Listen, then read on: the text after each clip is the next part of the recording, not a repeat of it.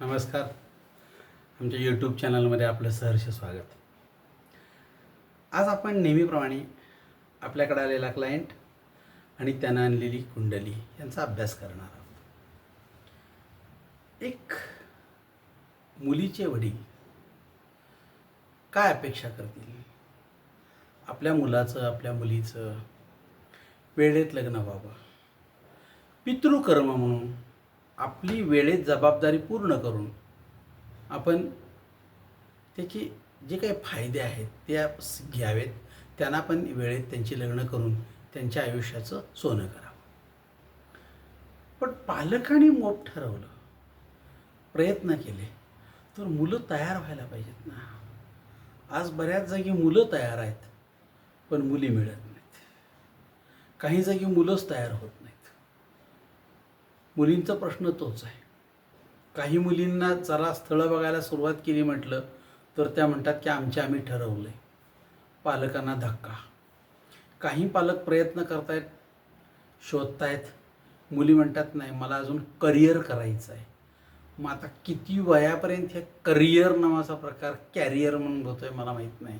आणि मग त्या नादानं काय होतं आहे, ह्या पालकांना जाईल तिथं सगळे विचारतात काय मुलीचं करताय की नाही. हे म्हणतात नाही, तिचं करिअर करायचं आहे. आता काय करिअर, काय शिक्षण, किती पैसे, काय ठरवायचं आहे, विवाह कधी करणार, ठरवायचं कधी, बघायचं कधी, त्यातनं सगळं हे आज थोडंसं नाही म्हटलं तरी पालकांना ह्याचं टेन्शन जास्त आहे. आणि त्या टेन्शनचे परिणाम आपल्याकडं सगळे शरीरावर आणि मानवावर जाणवू लागलेले आहेत. त्यामुळे हे संपूर्ण 2020 ते 2030चं दशक आहे, हे मनोविकृतीचं दशक असणार आहे. सगळ्यांना इतक्या मनोविकृतीनं पेडलेलं असणार आहे, कोणत्या ना कोणत्या. आणि मग आपण त्याला सामोरं जाताना आपली सगळी ताकद गमावून बसणार आहोत. हे खरे असतो.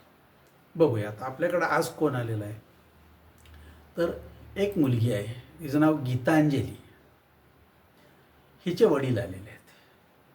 ही आहे 16/12/1996ची मुलगी. म्हणजे 96 आणि 4/2000 डिसेंबर 96 त्यामुळं. आणि हे 26 म्हणजे सुमारे आत्ता 31 वय पूर्ण होत आलेलं आहे. आता 31 वयाची मुलगी, आपल्याकडं वयात लग्नाचं वय किती असेल मुलीचं? कमीत कमी 18, जास्तीत जास्त 20, 22, 23, 24, 25. आता हे 30 आलं. हिच्यानंतर 2 भाऊ आहेत, एक 28चा एक 26चा आहे. ते शिकतायत, शिक्षण झालं आहे, नोकऱ्याचा प्रयत्न करतायत. एकाला आहे थोडीशी बारीक कमी पगार आहे, प्रयत्न आहे. पण पहिलं दीदीचं लग्न व्हायला पाहिजे. आता सगळे प्रयत्न करतात. वडील 10 जागी त्या नोंदवलं आहे, तिथनं काहीतरी कागद आणतात, कुठं जमतं आहे का बघतात, त्यांना कळवतात. तरी पण ही मुलगी काय रिस्पॉन्स देत नाही. मग तू करणार आहेस का? नाही करणार आहे. मग का बघत नाहीस? तर तिनं तिच्या काही अटी समोर ठेवल्या आहेत. आज ह्या मुली पालकांसमोर अटी ठेवू लागल्यात आणि या अटींचा परिणाम असा झाला की पालक अटी पूर्ण करू शकत नाही आहेत. मग त्यांच्या अटी तर काय, साध्यासुद्धा नाही आहेत. ह्या अटी काय आहेत बघा. आता ही जी मुलगी आहे गीतांजली, हिच्या वडिलांनी काय सांगितलं मला, मुलीचं वय 29 झालं तरी मला सेटल होऊ द्या म्हणते. आता सेटल कधी होणार तू बाई? तुला आत्ता पगार किती, तू खर्च काय करतेस, तू कुठं आहे नोकरीला? सेटल म्हणजे नेमकं तुमचं कॉन्क्रीट विधान काय सांगा मला. मी वयवर्ष 32पर्यंत एक 80,000 रुपये महिन्याला पगाराची नोकरी करणार आणि मग लग्न करणार, असं काय निश्चित तुमचं विधान आहे का आज? नाही. मग नेमकं सेटल या शब्दाचा अर्थ दररोज जर बदलत असेल तुमच्या मते, तर आम्ही काय ठरवायचं? पालकांच्या पुढे प्रश्न आहे. लोक विचारतात, त्याला आम्ही उत्तर काय देणार? त्यानंतर जी काही 4 मुलं आणतात, म्हणजे 4 मुलांच्या पत्रिका, बायोडेटा वडील आणतात, त्यावेळेला मग फोटो आणि पत्रिका दाखवली की ही ते प्रत्येक अगोदर व्हेरीफाय करते. आणि व्हेरीफाय केल्यानंतर मग ते बघायचं का नाही हे ठरवते, मग बघायचा. म्हणजे ह्यांच्या अगोदर NOC घ्यावी लागते आज, नो ऑब्जेक्शन सर्टिफिकेट. किती कठीण झालं आहे बघा आज. वय शिकलं ना, शिकल्या, मोठ्या झाल्या, नोकरी पगार मिळवला, त्यामुळं पालक किस झाड की पत्ती असं होत चाललेलं आहे. मग आता ही किस झाड की पत्ती आहे ना, ही अवघड होत चाललेली आहे. मग ही काय म्हणते मुलगी बघा. वडील सांगतात कोणत्याही मुलात ती खोट काढते. एका मुलाला पत्रिका बघितली, सगळं छान होतं, म्हणली ह्याला मिशाच नाहीत. दुसरा एक मुलगा छान एका चांगल्या नोकरीत MPSC झालेला नोकरीला लागला आहे, त्याची म्हणे हिच्यापेक्षा उंची 1 इंचानं कमी आहे. काय होईल? तुम्हाला काय करायचं आहे? मला नको आहे. बरं, काही वेळेला एक 3-4 वर्षाचा फरक असतो, तेव्हा म्हणते वयात फार खूप कमी फरक आहे. एक 8 वर्षानं जास्त असलेला मुलगा आलता, वयात फरक जास्त आहे. नेमका किती हे तुम्ही ठरवा, सांगत नाही. काही लोकांचं शिक्षणच म्हणे हिला आवडत नाही. काय करायचं आता? शिक्षण आवडत नाही. केमिकल इंजिनियर झालेला मुलगा गुजरातमध्ये नोकरीला, म्हणे तसलं मला ते घाण केमिकल शिक्षणच आवडत नाही. मग तू काय करतेस? ही BSc केमिस्ट्री आहे, म्हणजे तू केमिकलमधून गेली नाहीस का? मला केमिकल नको. बघा म्हणजे काय नेमकी परिस्थिती आहे. बरं, एक दुसरं स्थळ बघितलं तर ते का नाकारलं मग गुजरातचं? नाही, मला ते खूप लांबचं स्थळ नको आहे, मला जवळचं पाहिजे. बरं, घरी फार माणसं आहेत, मला ते नको स्थळ, म्हणून नाकारायचं. अरे ह्याच्या तर 2-2 बहिणी लग्नाच्या आहेत, ही जबाबदारी कोण स्वीकारणार? मला नको तो मुलगा. मग हे असं जर काही सारखं सांगून ही मुलं नाकारत असेल, तर ह्याच्या कुंडलीचा आणि लग्नाचा संबंध येईल काय? अवघड आहे. पालकांना शंका आहे. त्यानंतर एक मुलाची पत्रिका आली. त्या पत्रिकेत त्यांचं घर जे आहे ते 512 का 520 स्क्वेअर फुटाचं होतं. तिनं सांगितलं सगळं मला मान्य आहे, परंतु ह्या मुलाचं फक्त 500 स्क्वेअर फुटाचं घर आहे, तेवढ्यात मला प्रायव्हसी मिळणार नाही, मला नको. 3 मजली घर आहे हो, खाली 500 असू द्या की, 500 500 500 असं, पण हिला नाही, ह्याला मोठं घर पाहिजे. ही लोटणार नाही कधी, पुसणार नाही कधी, पण घर मोठं पाहिजे. मग आता प्रश्न आला, ही म्हणती मला त्याची PG डिग्री पाहिजे. हा PG नव्हता, पोस्ट ग्रॅज्युएशन होता. ग्रॅज्युएशनवर नोकरी लागली वडिलांच्या जागेवर, बँकेत नोकरीला आहे. वडिलांनी पॅरालिसिस झाल्यामुळे VRS घेतला, त्याला ताबडतोब तिथं घेतलं गेलं आणि मग हा फक्त BCom झालेला आहे. मला सांगा काय हरकत आहे? नाही नाही, मला PG डिग्री पाहिजे. झालं, ते सगळं स्थळ सोडलं. आता ते एका मुलाचं सगळं चांगलं झालं, सगळं जमलं आणि 2 दिवसांनी याने सांगितलं मी त्याचा फेसबुकचा फोटो बघितला, तो छपरी आहे, मला तो मुलगा नको. आता हे कुठपर्यंत जाऊन कुठून बघून आले बघा, छपरी नावाचा प्रकार. नेमका काय? केस बीस वाढलेले, थोडे अस्ताव्यस्त असा फोटो त्याचा कुठला तरी त्यानं टाकलेला होता. मला नको तो मुलगा. मग एका मुलाचं, अगदी साध्या मुलाचं स्थळ आणलं छानपैकी. प्राथमिक शिक्षक म्हणून मुलगा आहे, कायमस्वरूपी नोकरीला आहे, DED झालेला आहे. एकदम साधा वाटतो मला, शामळू कुठला नको मला. मग तुम्ही नेमकं काय ठरवणार आहात? मग शेवटी आम्ही एक स्थळ बघितलं, सगळं छान झालं आणि तिला दाखवायला घर, ती म्हणली मी घर बघणार आहे. मग हिला दाखवायला नेलं घर. ते येऊन बघून गेले होते, त्यांना मुलगी पसंत होती. मग हिला त्यांच्या घरी नेलं. घर साधं 4 खोल्यांचं छानपैकी मोठं त्यांनी बांधलेलं होतं. पॉश घर नाही आहे, पॉश नको मला. अरे बापरे, जुन्या पद्धतीच्या घरामध्ये 4 घरं, जागा शिल्लक, बाहेरच्या बाजूला संडास बाथरूम आणि बाहेर थोडं अंगण असं होतं गाड्या वगैरे लावायला. असा मोठा 5 गुंठ्याचा प्लॉट आहे त्यांचा, बांधलेला आहे कडनं. वर बीर काय बांधलेलं नाही, पण छान होतं घर. ते घर मला पॉश वाटत नाही, मला नको. झालं, ते स्थळ केवळ त्या घर पसंत नसल्यामुळे तिनं नाकारलं. मग आता पालकांच्या पुढे प्रश्न आला की अशी का करते, हिच्या मनात कोण मुलगा आहे का? म्हणून त्यांनी माझ्याकडे पत्रिका आणली. मला सांगा, नेमकं ही ठरवून लग्न करणार आहे का प्रेमविवाहाचा धोका संभवतो? नाहीतर अचानक एखाद्या मुलाचं काहीतरी ती बायोडेटा द्यायची आणि हे मला चांगलं आहे, आवडतं आहे, आमचं जमतं आहे, आम्ही बघून आलो आहे, तुम्ही फक्त ठरवा, असं जर म्हणून एखादा प्रस्ताव पुढे आणून ठेवला तर या सगळ्यांचे हातपाय गळाटले अशी परिस्थिती. म्हणजे हे प्रेमविवाहच आहे, भानगड लपडीच आहे सगळी, पण दाखवताना मात्र ही अरेंज मॅरेज असं दाखवायचं, अशी पद्धत. म्हणजे परत त्यात साळसूतपणा आणून दाखवायचा. म्हणजे चेहरा कुठला आपला दाखवतो वाघाचा आणि लावताय हरणाचा चेहरा, अशी परिस्थिती असू शकते. म्हणून वडील म्हणतात की या कुंडलीत प्रेमविवाहाचा धोका आहे काय, मला सांगा. आपण प्रयत्न करूया की ह्या पत्रिकेत प्रेमविवाहाचा धोका वाटतो काय आणि ही पत्रिका प्रेमविवाहाची वाटते काय, ह्या अंगानं आपल्याला पत्रिका बघायची आहे. आता ही प्रेमविवाहाची वगैरे पत्रिका जर आपल्याला बघायची असेल तर आपल्याला काय बघावं लागेल पत्रिकेत, हे अगोदर ठरवा आणि मग बघा. माझ्या मते काय बघावं लागेल? एक, प्रथम स्थान, त्यानंतर पराक्रम काय हिचा. प्रेमविवाह म्हणजे पराक्रमच आहे. चेष्टा नाही आहे. आपल्या सर्वसामान्याला जमणार नाही. तुम्ही ठरवून बघा मी प्रेमविवाह करतो, होणार नाही तुमचं, मार खाल. म्हणजे काही गोष्टी ज्या आहेत ना, ह्या पराक्रम तुमच्या रक्तातच असायला शक्यता आहे. त्यामुळं 3 नंबर साधारणपणे आपल्याला त्या गोष्टी ज्या आहेत त्यासाठी धाडस आहे काय. त्यानंतर सप्तम स्थान, तो विवाह यशस्वी होईल काय, 7. त्यानंतर आपल्याला तेवढं भाग्य नशिबात आहे काय. बऱ्याच वेळेला प्रेमविवाह करतो आपण आणि नंतर इतका त्रास होतो की भीक नको पण कुत्रावर अशी अवस्था येते. आणि मग प्रेमविवाहानंतर रोज तू असली असशील असं हिनं म्हणायचं, त्यानं म्हणायचं, आणि हिनं म्हणायचं तू असला असशील असं वाटलं नव्हतं, असा वाद होणं, हे म्हणजेच भाग्य नसलेलं, भाग्योदय नसलेलं घर. आणि मग पुढं काय व्हायचं ते त्याचं वाटोळं होत असतं. म्हणून भाग्योदय स्थान काय सांगतं, यासाठी 9वं स्थान बघावं लागेल आपल्याला. आणि सर्वात शेवटं की एखादं लग्न झालंच तर ते लाभलं पाहिजे, म्हणून लाभस्थान काय सांगतंय म्हणजे 11 नंबर. म्हणजे आपल्याला ह्या 5 स्थानांचा अभ्यास करावा लागेल. बघूया आपण ह्या 5 स्थानांचा अभ्यास करत असताना यांचं प्रथम स्थान काय आहे. आता प्रथम स्थान बघत असताना कसं आहे बघा, हे नक्षत्र शततारका, हे आहे अश्वयोनीचं, लक्षात घ्या. आणि लग्न आहे अनुराधा नक्षत्राचं, म्हणजे हे काय आहे तर हा आहे अनुराधा नक्षत्र, म्हणजे त्याला आपण म्हणतो की हरिण, म्हणजे मृग. चेहरा आहे अश्वासारखा ताठ, आणि हरिण आहे अगदी अंगकाठी हरणासारखी. दिसायला छान नाजूक असेलही, परंतु चेहरा मात्र एवढा ताठ डोक्यामध्ये आहे, घोड्यासारखा बसणार नाही. मग मला सांगा, ही स्वतःचंच खरं करेल ना.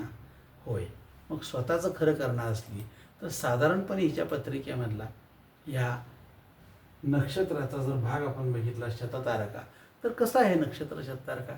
शततारका नक्षत्र हे कुंभ राशीतलं आद्या नाडीचं नक्षत्र आहे, म्हणजे ही कफ प्रवृत्ती आहे असं मानलं जातं. पण ही शूद्र वर्णाचा आणि वायुतत्वाचा आहे. शूद्र वर्ण म्हणजे विचार चुकीचा प्रथम आणि बरोबर नंतर करणं. चुकीचा विचार पहिल्यांदा करायचा आणि नंतर बरोबरकडे जायचं. म्हणजे काहीही झालं की पहिल्यांदा 2 शिव्या असडून सुरुवात होते आमची. असं जर असेल त्याला शूद्र वर्ण म्हणतात. आणि वायुतत्वाचं जे आहे त्यापेक्षा मोठं सांगायचं म्हणजे काय तर आपल्याला लोकांनी वावा म्हणावं इतकं आहे त्यापेक्षा मोठं बोलायचं. असं जर असेल तर त्याला शूद्र वर्णाची पत्रिका असं म्हणतात. म्हणजे काय, हे नक्षत्रच मुळात ऊर्ध्वमुखी आहे. ऊर्ध्वमुखी म्हणजे काय, फार पुढचं बघायचं. आत्ता मी ह्याला करून घेते, परंतु हा मला 50 वर्ष सांभाळेल काय. बाई ग, 50 वर्ष तू जगशील काय, 50 वर्ष तो जगणार काय. आता आहे ते 1 वर्ष छान जगायचा प्रयत्न करूया ना आपण. पण ह्या गोष्टी सगळ्या ऊर्ध्वमुखी. आणि सगळ्यात महत्त्वाचं की हे नक्षत्र अंधदृष्टीचं आहे. शततारका हे नक्षत्र अंधदृष्टीचं आहे. म्हणजे आत्ता जरी तिचं म्हणणं असलं मी सेटल होणार अमकं तमकं तमकं, तर हे सगळं एखादा मुलगा पाहिला आणि त्याच्यातल्या सगळ्या कॅरेक्टरमध्ये एखादं कॅरेक्टर हे हिला अतिशय हृदयापासून भावलं की ही पगळली. मग ते सगळे तुमचे नॉर्म्स, मला हेच पाहिजे, मला तेच पाहिजे, मला घरच पाहिजे, आमचं काहीही नाही. काहीतरी एखादी गोष्ट तिला लागते. बघा काय छान, मला तो मिशीचा आकडा त्याचा वाटला आणि मी हो म्हणले. हे काय, नाही तो बोलायला मला फार छान गोड वाटला आणि मी हो म्हणाले. काय झालं, एखादा मुलगा पाहिला आणि काय मला त्याच्यामध्ये त्या अमक्या अमक्या हिरोची झलक दिसली, त्याच्या केसाची स्टाईल, आणि मी भारावूनच गेले आणि हो म्हणाले. पगळले, थोडक्यामध्ये पगळले. मग जर हा प्रकार असेल तर ही आत्ता कितीही ओरडो, ज्यावेळी ही कुठंतरी एखाद्या बारक्यासारख्या गोष्टीवर पगळेल त्या दिवशी कोण असेल तो 10वी नापाससुद्धा हिला चालेल आणि मग ते लग्न होईल. म्हणजे आपण असं जरी म्हणत असलो तर आपली दृष्टी अंध आहे. त्यामुळं आपण त्यावेळेला काय स्वीकारू हे सांगता येत नाही, सांगता येत नाही. आत्ता आपण शड्डू ठोकू नये, मी हे बघीन मी ते बघीन, काही नाही.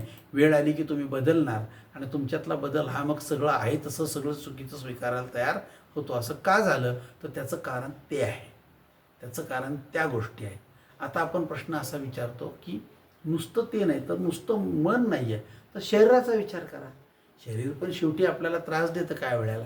पळून जाणाऱ्या मुली उगीच जात नाहीत, त्या मनानं जात नाहीत, शरीरामुळे जातात. लक्षात घ्या, हा जो भाग आहे शरीराचा, वासना, हा इतका विचित्र आहे की त्या माणसाला काय, कुठला मुलगा जिप्र आहे का काय करतंय, ते रंग कुठला आहे, कुठल्या जातीचा आहे, तो गुन्हेगार आहे काय, शिकलाय काय, काही बघायला तयार नाही आहे. मग ह्या प्रकाराचा परिणाम शरीरावर होत असतो. म्हणून शरीराचा विचार केला जातो तो लग्न कुंडलीमध्ये. हे वृश्चिक रास अनुराधा नक्षत्राचा आहे. हे हरिण, पापी पितर, विप्रवर्णाचा आहे. म्हणजेच काय, तर अतिशय अंगकाठी लहान, किती खा सुधारणार नाही. मग अजून काय, हे जलतत्वाचं आहे तशात मिसळून घेतं सगळ्यांना, काय प्रॉब्लेम नाही. मुख तिर्यंक म्हणजे काय, तर सरळ समोर पुढं बघून चालणारं, इकडं तिकडं फार चौकशी अमका दमका नाही. पण ह्यात दुसरा दोष आहे, म्हणजे हे मंददृष्टीचं नक्षत्र आहे. आणि हे मंददृष्टीचं असल्यामुळे आता बघा, शरीर मंददृष्टीचं, त्यानंतर शततारका नक्षत्र आहे हे अंधदृष्टीचं.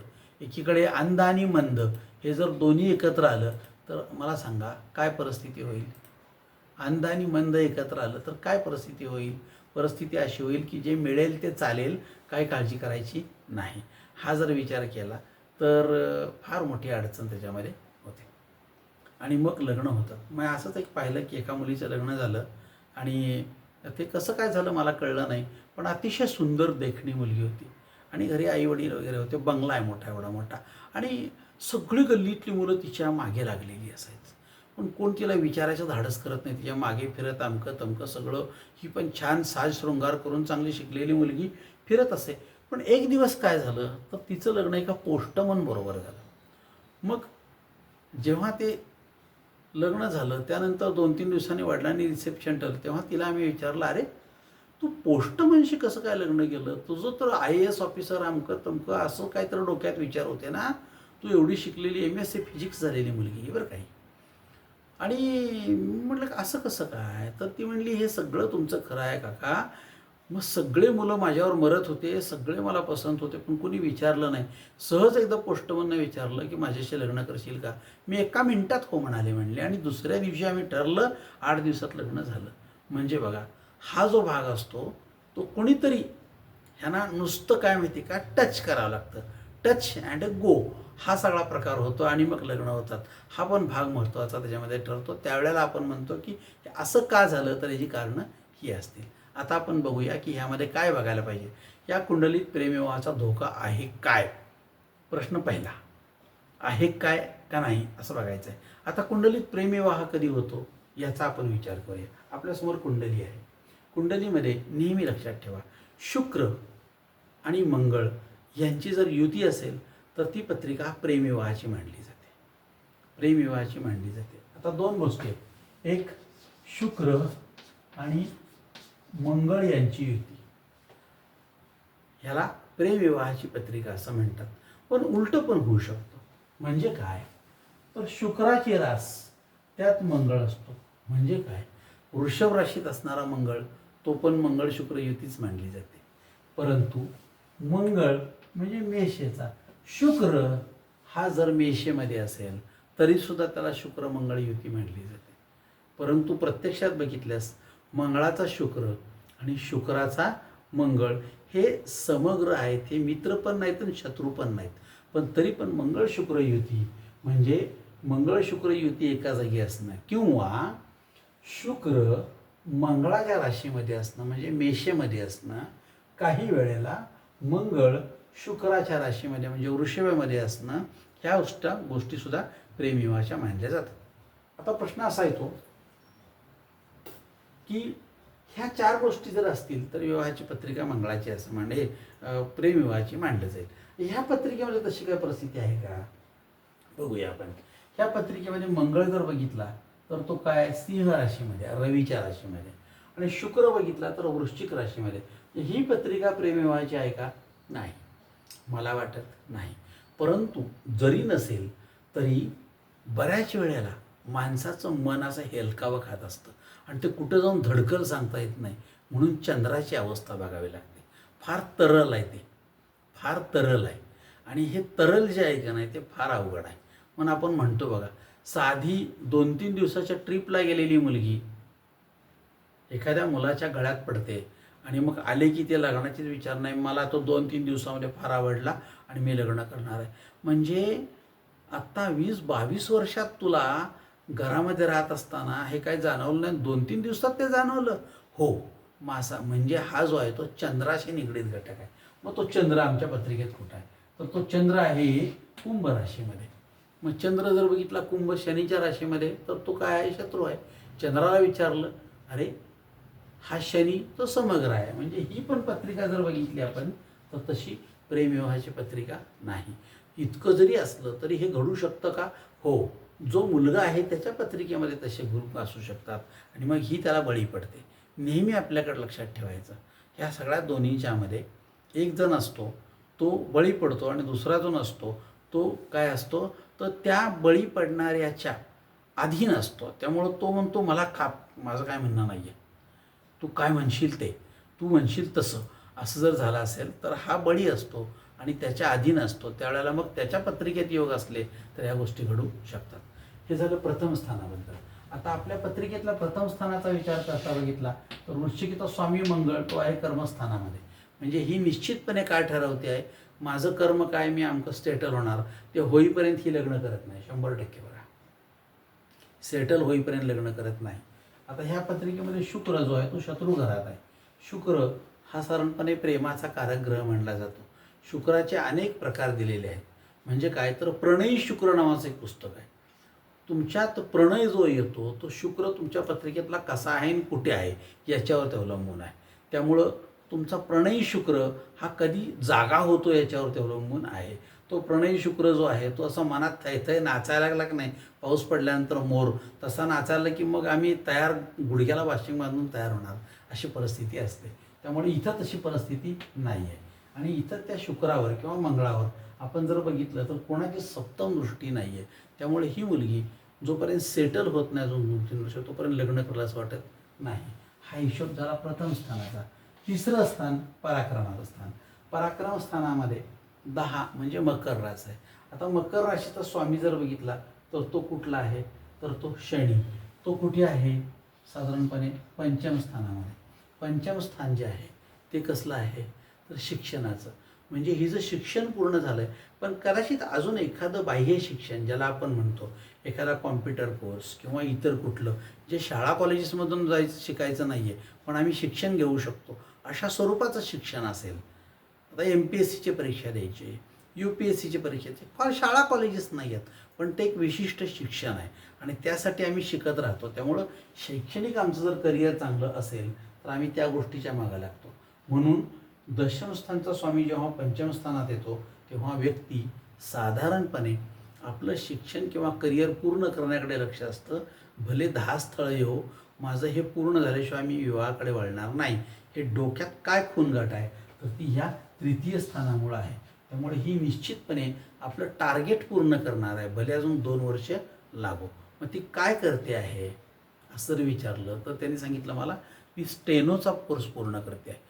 तो 3 का 4 वर्ष आहे आणि त्या स्टेनोचा कोर्स जो असतो त्याला प्रचंड अभ्यास आहे आणि त्याला 2-3 वर्ष अजून व्हायचीत, तर ती इतकी राबते आणि म्हणते मला की ती नोकरी करून मी तो कोर्स पूर्ण करणार आहे.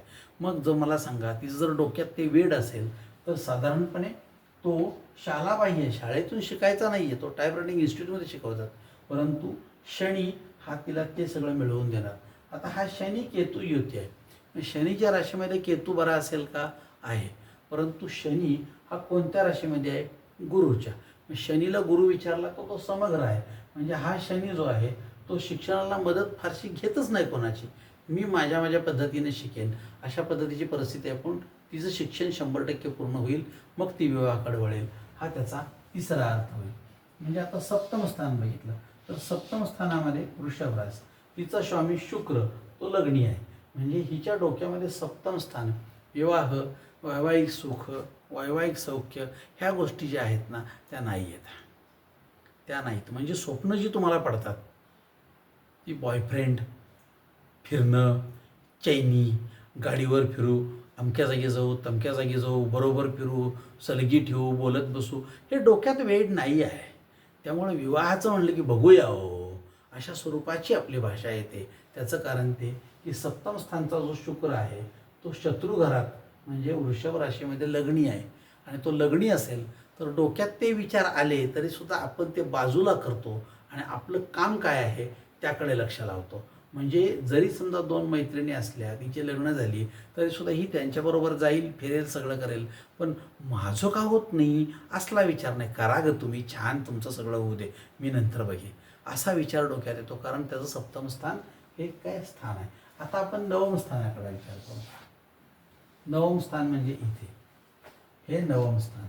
या नवम स्थानामध्ये आहे कर्क रास. तर ह्या कर्क राशीचा विचार जर केला आपण तर कर्क राशीचा स्वामी चंद्र हा सुखस्थानामध्ये आहे. सुखस्थान म्हणजे यशाचं स्थान.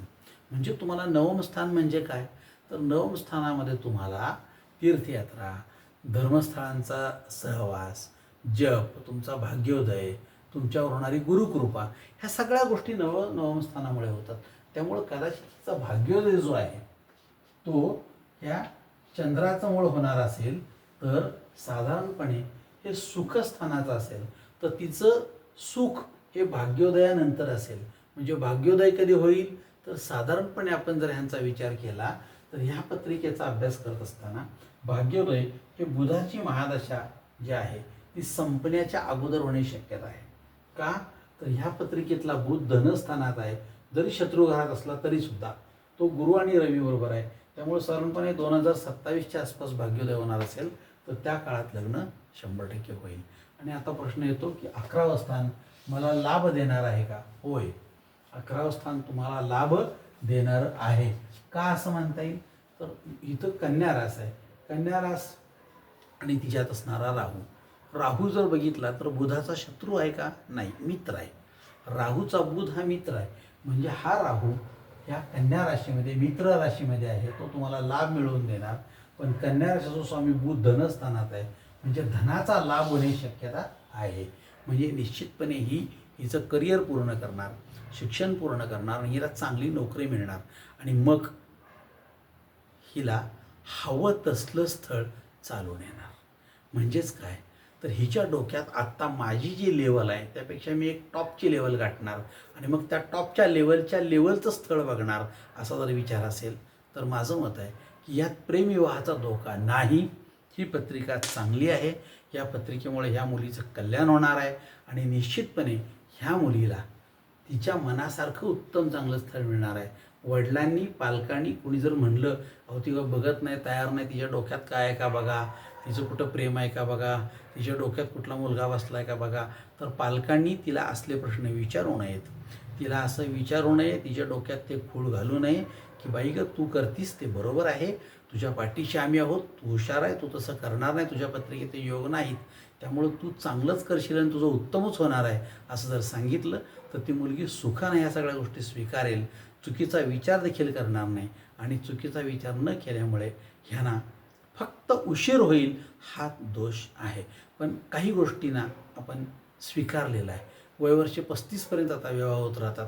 पुढं काय व्हायचं ते होईल, परंतु आज लोकांनी आपल्या पायावर काय उभं राहावं, तर उद्या अडचणी जर काय उद्भवल्या तर आपण अगदीच वाऱ्यावर हवेत तरंगायला नको, आपण काहीतरी करू शकतो. आजच्या मुलींची ही खंत आहे, ही योग्य आहे.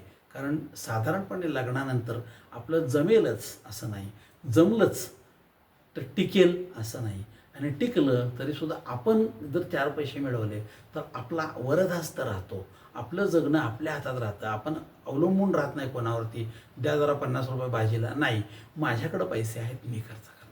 म्हणून कदाचित तिची ही जगण्याची जी स्टाईल आहे ती छान आहे. मला असं वाटतं की तिच्या त्या ह्याच्या पद्धतीनं तिला यश मिळणार आहे. आपण प्रयत्न करूया, वडिलांना सांगूया की तिला कुठल्या प्रकारे डोक्याला त्रास देऊ नका. 100% ह्या पत्रिकेत प्रेमविवाहाचा धोका नाही. तुमची मुलगी अरेंज मॅरेजच लग्न करणार आणि तुम्ही छान करून देणार, एवढं सांगितल्यानंतर त्या माणसानं सुटकेचा निश्वास टाकला, ग्लासभर पाणी प्याला आणि मला एवढं ऐकलं तरी मला धन्य वाटलं. निश्चितपणे तसं घडो अशी प्रार्थना करूया आणि थांबूया पुढच्या व्हिडिओसाठी.